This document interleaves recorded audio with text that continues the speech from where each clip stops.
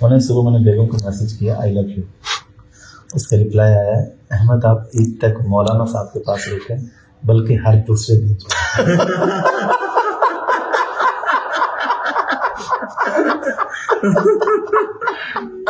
اتنی وہ خوش ہوئی ہے. پھر وائس نوٹ میں ہماری بات ہوئی. اس کو نا اکثر اعتراض رہتا ہے کہ آپ، کیونکہ اب میری بیٹی بھی ماشاء اللہ بڑی ہوگی تھوڑی، تو اس لیے اب اکثر ٹریول میں ہم اکٹھے ہی ہوتے ہیں. کبھی کبھی میں اکیلا سفر کروں نا تو وہ مجھے فون کرتے جلدی آپ واپس آئیں. اب میری بات میں فون پہ بات کہتے جتنے دن رہنے رہے ان کے پاس. میں اس کو نا مذاق میں چھیڑتا ہوں، میں کہتا ہوں کہ یار دیکھو اللہ نے مسائل بھی دیے ہیں تو دوسری تیسری شادی کی اجازت بھی ہے. اب آج صبح جب آپ کے ساتھ نماز پڑھی اس کے بعد جا کے میں نے کہا یار شادی ایک ہی اچھی ہوتی ہے یہ سب، وہ تو بہت خوش ہے، وہ کہتے ہیں بھائی یہ تو مزے لگے. میری بیگم نے مجھے صرف ایک انٹرویو سے روکا تھا اور وہ تھا مفتی طارق مسعود ان کے ساتھ میں نے کیا ہے ایسے، لیکن بیگم نے روکا کیونکہ وہ کہتی کہ آپ امپریس بڑی جلدی ہوتے ہیں، مفتی صاحب ویسے ہی شادیوں کی بات کرتے ہیں. اس نے کہ اگر امپریس ہونا تو پھر آپ مولانا طارق چودھری صاحب کے پاس ہی رہیں تاکہ شادی میں ایک میں نے پتہ نہیں کتنے عرصے بعد اس کو آئی لو یو کا میسج کیا، فوراً کہا کہ بھی آپ ادھر ہی رکیں. زیادہ عرصے بعد کیا اس لیے کا یہ رپلائی ہے. زیادہ عرصے بعد احمد بھائی کہتے ہیں میں نے ایسا میسج کیا تھا تو اس کی وجہ سے کا یہ رپلائی ہے کہ آپ مولانا کے پاس ہی رکیں بلکہ ہر دوسرے دن جایا کریں. رشتوں میں اظہار تو بہت ضروری ہے، پانی کی طرح. جیسے آپ درخت کو پانی نہ دیں تو سوکھ جاتے. جتنے بھی رشتے ہیں، خاص طور پر بیوی کا رشتہ چونکہ خونی نہیں ہوتا اور یہ ٹوٹ بھی جاتا ہے، باقی رشتے تو ٹوٹتے نہیں. یوسف اور میں باپ بیٹا ہے، یہ رشتہ ٹوٹ نہیں سکتا، لیکن یہاں بھی پانی کی ضرورت ہے، اظہار کی ضرورت ہے، اور بیوی کے لیے تو زیادہ اظہار کی ضرورت ہے. میرے نبی نے ایسا کر کے دکھایا. تو اللہ تعالیٰ نے سب سے زیادہ اس رشتے پر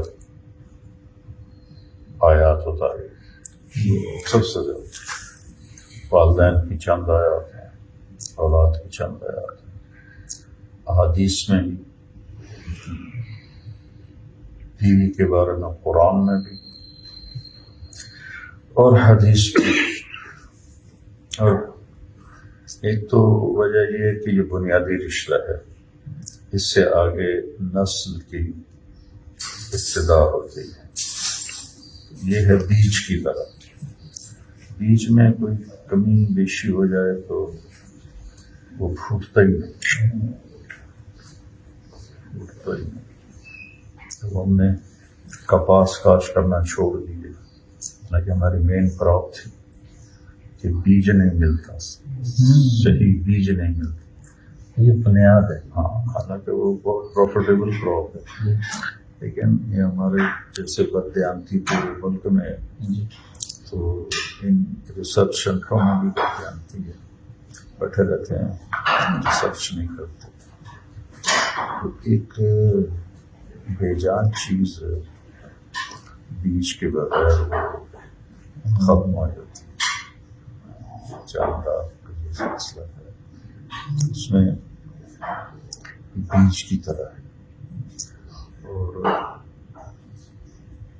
نکاح کا مطلب ہے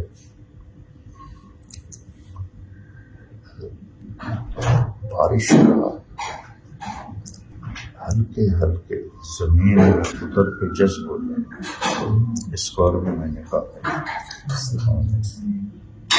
لفظی مطلب نکاح کا، لفظی مطلب نکاح کا ہے ہلکی تیز بارش تو بہار ہی جاتی ہے. ہلکی بارش تسلسل کے ساتھ زمین کو نرم بھی کرتی ہے اور پانی اس میں جذب بھی ہوتا ہے، اور پھر وہ فصل کے لیے بہترین فرٹائل ہوتی ہے. مرد کے شدت کے رویے تیز بارش کی طرح جو بہا لے جاتے ہیں، بیج کو بھی بہا کے لے جاتے ہیں. یہ اس بارش کو کہتے ہیں جو زمین کو زرخیز کرتے ہیں. پھر نکاح کا دوسرا مطلب ہے خامن آنکھوں کا نیند سے بھر کے بند ہو جانا، کہ خامن کا ایسا رویہ ہو اور بیوی کا خامن سے ایسا رویہ ہو کہ وہ آرام کی نیند سوئے، وہ ٹینس ہو کے نہ سوئے. یہ تو بہت اثر ہوا نا، میں نے صحبت کو بتا رہا ہوں. جیسے ختم قرآن تھا یہاں پہ برسا جب آپ نے یہاں پہ بیان کرنا تو پھر میں نے بتایا نا اس رمضان میں وہ پہلے دن مجھے کیفیت آئی کہ رمضان ہے ایمان تھا. میں نے بیگم کو بتایا تو وہ بھی اس کے ذہن میں تھا لو یو میں تو اس نے لو یو ٹو نہیں کہا. اس نے کہا مولانا صاحب کے پاس میں یہ لو یو کا جواب کہ وہ اتنی خوشی ہوئی ہے کہ لو یو ٹو کہنا بھول گئے. اس نے کہا آپ ادھر ہی رہے، چلو یہ میسج مجھے آتا رہے گا. اور یہ یقیناً بہت سے لوگوں کے لیے اس میں سبق بھی ہوگا. میں سب کو بتاؤں گا یہ بات، بلکہ لگاؤں گا یہ ویڈیو کہ میاں بیوی کے رشتے میں اظہار بہت ضروری ہے. ہر رشتے میں اظہار ضروری ہے، لیکن یہ سب سے زیادہ ضروری ہے ایک اس کی اہمیت کی وجہ سے. یہ بنیادی رشتہ ہے اور اسی سے نسل انسانی چلی. پہلا رشتہ جو قائم ہوا خامن اور آخری رشتہ بھی یہی رہ جاتا ہے. جب بچے پرواز کر جاتے ہیں، بیٹیاں سسرال چلی جاتی ہیں، بیٹے اپنی جابس کاروبار میں چلے جاتے ہیں، تو ایک دوسرے کی تسلی کے لیے پھر یہی رشتہ باقی رہ جاتا ہے. اور جنت میں بھی یہی رشتہ باقی رہنے والا ہے، کیونکہ وہاں تو ہر ایک کی اپنی جنت ہوتی ہے. تو عرب میں تو یہ ہمارے ہاں جوائنٹ فیملی سسٹم ہے، اس کی قواعدیں بہت زیادہ ہیں. عرب میں جب تک کوئی لڑکا الگ گھر کا انتظام نہیں کرتا اس کو کوئی آدمی اپنی بچی نہیں دیتا. وہ چاہے کرائے پر لے لے، لیکن الگ لینا پڑے گا، الگ گھر لینا پڑے گا، پھر اس کی شادی ہوگی. اور ہم چونکہ ہندی معاشرے سے مسلمان ہوئے ہیں تو ہماری معاشرت پر زیادہ محنت نہیں ہوئی، صرف عبادت. چونکہ یعنی اسلام ہے صوفیاء سے، صوفیاء پہ عبادت کا غلبہ تھا تو وہی چیز آگے شفٹ ہوئی. معاشرت بیانی نہیں ہوئی. صوفیاء کے آپ مواعظ پڑھیں تو وہ سب عبادت اور اللہ کا ذکر اور اللہ کا تعلق اس پر ہے. اور قرآن نے میں نے رات آپ کو بتایا تھا 1805 آیات. جی بالکل. تو قرآن میں تو اللہ بولتا ہے، تو اس نے تو بیلنس کر کے ہی بولنا ہے. تو لہذا اس رشتے کو نہیں، کسی بھی رشتے کو، معاشرت کی زندگی کو اس طرح کھل کے کھول کے نہ اہل مدارس بیان کرتے ہیں، نہ اہل تصوف بیان کرتے ہیں، نہ اہل تبلیغ بیان کرتے ہیں.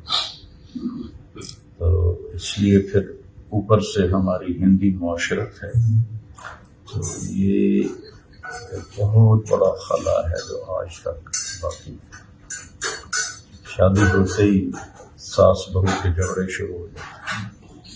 ایک تو ان کے لاشعور میں آ جاتی ہے حاکمیت، اب یہ دوسری مالکن آ گئی ہے،